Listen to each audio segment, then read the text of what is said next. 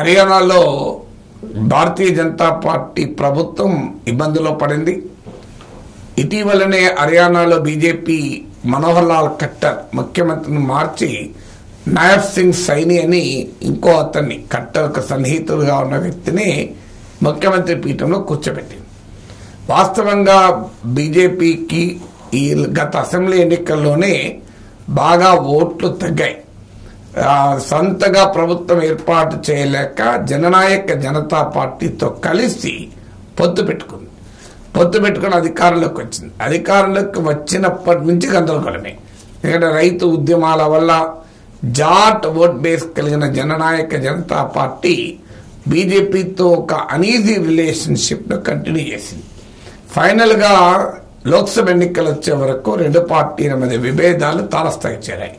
ఎందుకంటే 2019 లోక్సభ ఎన్నికల్లో హర్యానాలోని 10కి 10 సీట్లు బీజేపీ గెలుచుకుంది.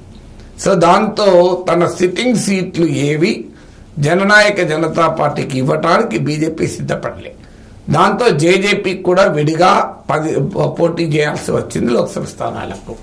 ఎప్పుడైతే లోక్సభ ఎన్నికలకు పొత్తు లేదో రాష్ట్ర ప్రభుత్వానిలో కూడా జననాయక జనతా పార్టీ ఉండాలని బయటకు వచ్చింది. ఇక భారతీయ జనతా పార్టీ ఇండిపెండెంట్ల సాయంతో ఒక చిన్న పార్టీ ఎమ్మెల్యేకున్న ఒక ఎమ్మెల్యే సాయంతో అధికారంలో ఉంది. 90 సీట్లను హర్యానాలో 2 సీట్లు ఖాళీగా ఉంటే 88 సీట్లు 45 ఎమ్మెల్యేస్ ఉంటే అధికారం ఉంటుంది.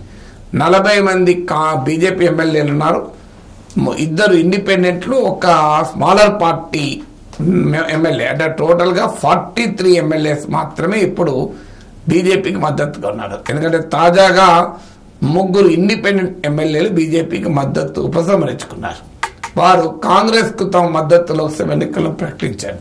దీంతో కాంగ్రెస్ జననాయక జనతా పార్టీతో కలిస్తే మెజారిటీ ఉంటుంది. కాంగ్రెస్ కు 30 సీట్లున్నాయి, 10 సీట్లు జేజేపీకి ఉన్నాయి. దాంతో పాటు ఇప్పుడున్నటువంటి ఇండిపెండెంట్లు కూడా బీజేపీకి కాంగ్రెస్ కు మద్దతు ఇచ్చినటువంటి 3 ఎమ్మెల్యేలు మద్దతు ఇచ్చిన ఇండిపెండెంట్ కలిస్తే కాస్త అటు ఇటు ఉంటుంది కాంగ్రెస్ పార్టీకి. స్టిల్ పూర్తి మెజారిటీ ఉండదు. అందువల్ల ఇప్పటికిప్పుడు కాంగ్రెస్ ప్రభుత్వం వచ్చే అవకాశం లేదు. ఎందుకంటే కొద్ది నెలల్లోనే అసెంబ్లీ ఎన్నికలు ఉన్నాయి.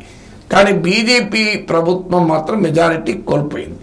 ఈ మెజారిటీ కోల్పోవటానికి ముఖ్యమైన కారణం ఏంటంటే ఇప్పుడు అసెంబ్లీలో రాష్ట్ర ప్రభుత్వం పతనం అవుతుంది.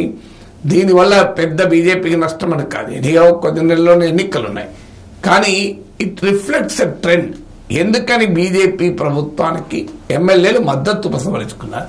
మీకు దేశంలో గత 10 ఏళ్ల ట్రెండ్ చూస్తే ఇతర పార్టీల నుంచి గెలిచిన వాళ్ళు వచ్చి బీజేపీకి మద్దతు ఇచ్చిన సందర్భాలు ఉన్నాయి. కాంగ్రెస్ నుంచి, జేడీఎస్ నుంచి, ఇండిపెండెంట్లు కూడా మధ్యప్రదేశ్, కర్ణాటక, ఇలా చాలా చోట్ల ఉత్తరాఖండ్ బీజేపీకి మద్దతు ఇవ్వడం చూశాం.